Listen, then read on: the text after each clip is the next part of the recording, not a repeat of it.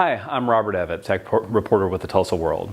Now, Microsoft spent a lot of time and effort to really reinvent their smartphone platform and to create something unique and usable.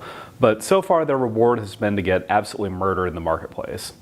Well, so that's why they've gotten together with Nokia and AT&T to create this, the Lumia 900, which they're really pushing as their new flagship smartphone. So let's see how they did and what they did different.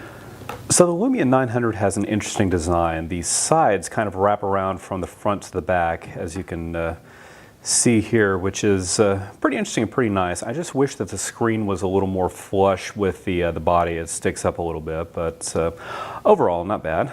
So let's turn it on, and you see we have the regular Windows Phone 7 experience. There's not too much different. If you haven't seen it, and the way it's been selling, that's probably a good assumption. You have these little animated icons here that I really like.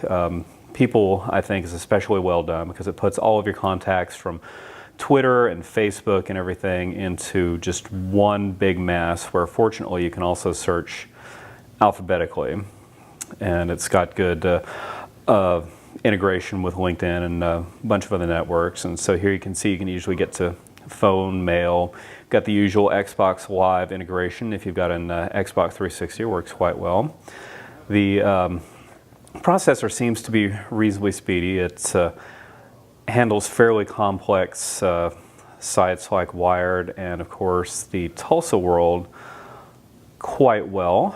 So, in fact, everything about this phone runs very smoothly. I mean, the operating system just screams slickness. It's not quite as instantaneous as you might like, because you might see this little pause as things fly away and come back up. But so it's not blazingly fast, but it's very, very smooth.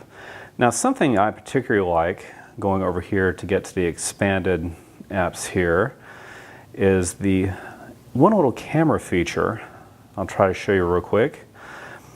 Is that unfortunately taking pictures with the physical camera buttons usually results in a blurry shot, but what you can do is that you can press to focus in on a particular object, and then it instantly takes the picture for you. And in my testing, it comes out with, doing it that way comes out with remarkably clean shots, no real blurriness at all.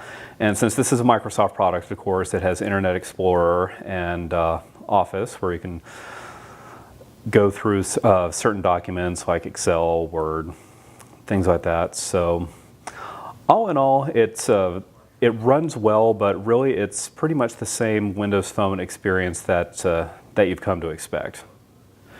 So you might be wondering what Microsoft and AT&T are doing to try to get you to actually buy this new flagship phone. Well, it's the price. I mean, they're selling this for $99, which is frankly a steal for a smartphone of this capabilities. So honestly, it's a good buy if you're willing to launch out into the Windows ecosphere. There aren't quite as many apps, but other than that, if you're looking to save some money, it's not a bad way to go.